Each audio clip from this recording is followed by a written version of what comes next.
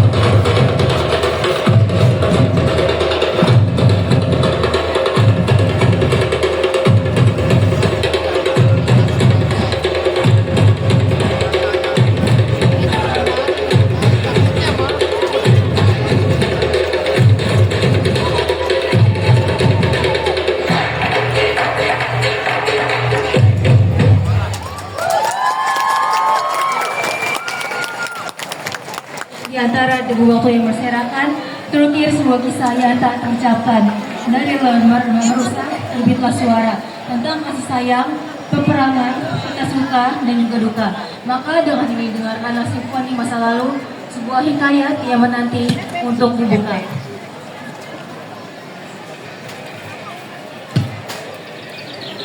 Pada zaman dahulu di negeri Malaka, hiduplah seorang pemuda yang sangat gagah dan berani bernama Hang Tua, putra dari Hang Mahmud dan Jan Muduwati. Semasa remaja, Hang Tuah bersama 4 sahabatnya, Hang Jebat, Hang Lekir, Hang Likiu, dan Hang Kasturi melakukan pengembaraan. Suatu ketika, mereka menunjukkan keberanian yang luar biasa. Hang Tuah bersama para sahabatnya membunuh 4 orang pengacau yang berniat mencelakai Datuk Bendahara.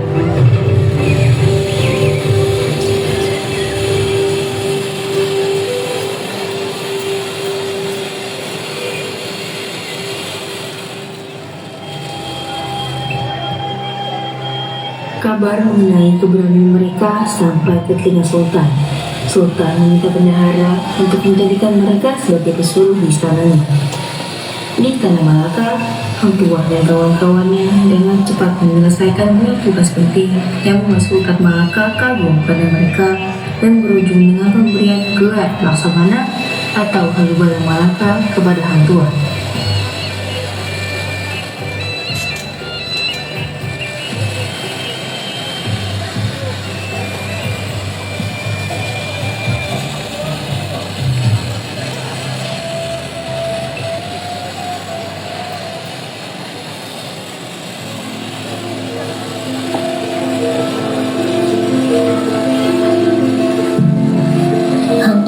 Kemudian diutus oleh Sultan Malaka menjadi duta ke negeri Majapahit.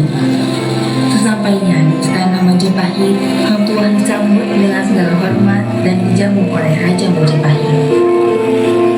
Di hadapan Raja Majapahit, Hang Tuah menunjukkan kepandaiannya dalam berdiplomasi dan ilmu persilatan yang tinggi.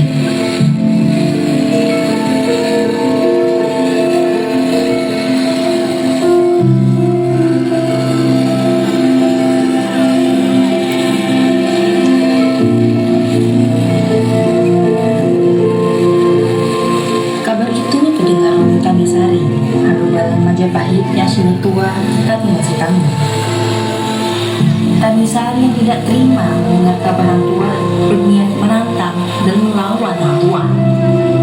Perkelahian pun terjadi antara Hang Tuah dan Tamisari.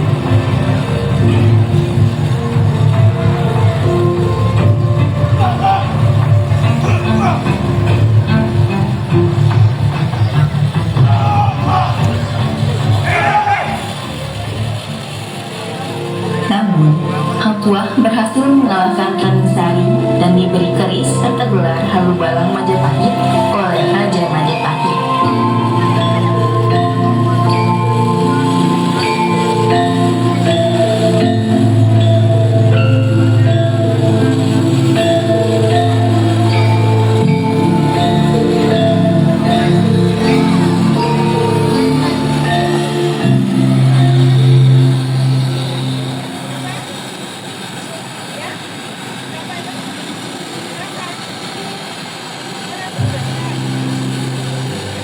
Setelah misi pertama, Hang Tuah kembali mengawal Sultan Malaka sebagai Halubala yang amat setia, disayang, dan dipercaya oleh Sultan Malaka.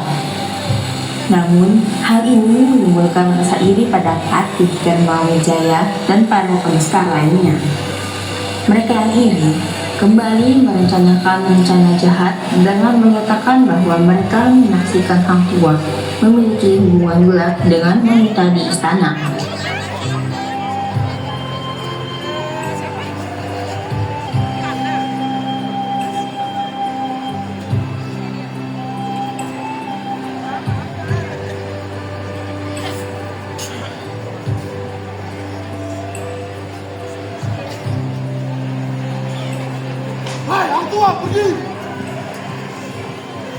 Tanpa memastikan kebenaran, Sultan Malaka menitahkan bendahara untuk menjatuhkan hukuman mati kepada Hang Tuah.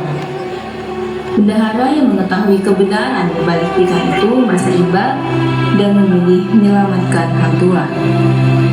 Tanpa sepengetahuan siapapun, bendahara menyembunyikan Hang Tuah di kebun buah miliknya yang jauh dari pengawasan orang-orang Malaka.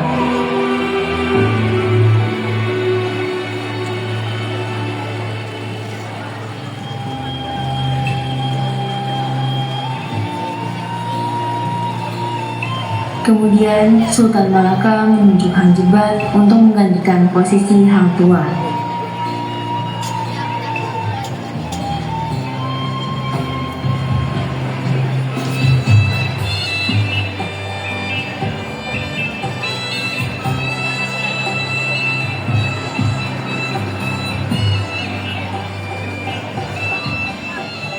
Hanjebat yang sudah mendengar kabar sahabatnya dihukum mati secara tidak adil oleh kerajaan Malaka segera memberontak. Dia memanfaatkan kesempatan ini untuk membalas kematian Hang Tuah sahabatnya. Hanjebat mengamuk di istana dan menyebabkan kekacauan yang membuat Sultan memutuskan untuk meninggalkan istana dan melarikan diri ke rumah bendahara.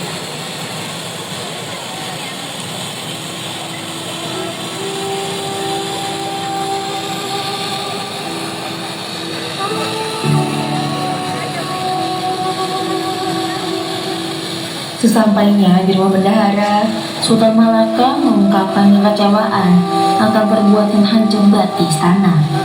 Ia merasa malu, tak dihormati, dan ia menyesal telah membunuh Hang Tuah. Dengan perasaan iba, bendahara menyelamatkan istana Malaka dengan mengungkapkan kepada Sultan Malaka bahwa ia tidak membunuh Hang Tuah, tetapi menyembunyikannya di kebun buah miliknya.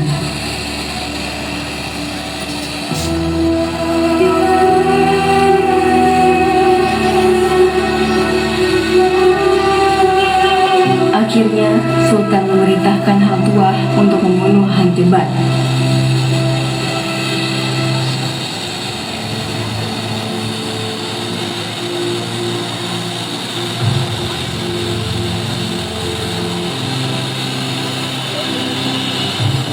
Meskipun Hanjebat adalah sahabat terbaiknya, kini di mata Hang Tuah ia hanyalah seorang pengkhianat yang telah menodai kesucian istana. Dengan perasaan hancur dan kecewa, Hang Tuah mencari keberadaan Hanjebat untuk melaksanakan titah Sultan Malaka. Tetapi Hang Tuah tahu bahwa Hanjebat tidak akan terbunuh semudah itu selama ia memiliki keris Kamisari. Oleh karena itu, untuk memperoleh keris, Hang Tuah menggunakan cara licik untuk merebut kembali keris Kamisari.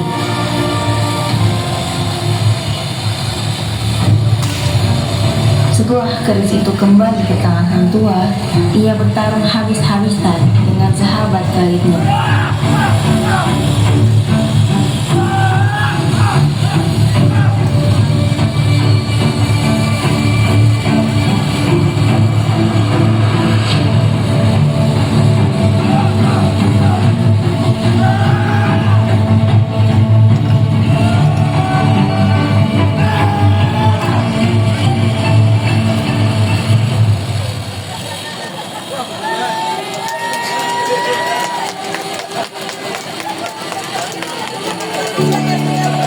Pertarungan tersebut berakhir dengan ditandainya kemenangan oleh Hang Tuah.